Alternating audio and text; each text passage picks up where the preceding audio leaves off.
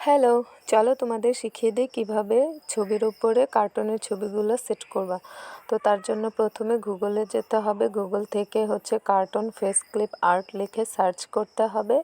Search করার পর এরকম অনেক কার্টুনের ছবি চলে আসবে। তারপর এই ছবির উপরে একটু ট্যাপ করে ধরে রাখার পর এই ডাউনলোড ইমেজ অপশন আসবে। দেন ওখান থেকে ডাউনলোড করে নিতে হবে ছবিগুলো। তো আমি আমার পছন্দ মতো কিছু ছবি এখান থেকে ডাউনলোড করে নিচ্ছি। তোমরা তোমাদের পছন্দ মতো এখান থেকে চাইলে যে কোনো ছবি ডাউনলোড করে নিতে পারো। আর এই ছবিগুলো গ্যালারিতে গিয়ে সেভ হয়ে থাকবে। দেন আমি ইনশটে চলে যাব এবং ফটো সিলেক্ট করে নেব। নিউ অপশন থেকে যে কোনো একটা ছবি আমি সিলেক্ট করে নেব। সিলেক্ট করে নেওয়ার পর এই যে এখানে নিচে দেখো স্টিকার অপশন আছে। স্টিকার অপশন থেকে আমি গ্যালারি অপশনে চলে যাব এবং কাট আউট অপশন থেকে আমি কার্টুনের ছবিটা নিয়ে নেব।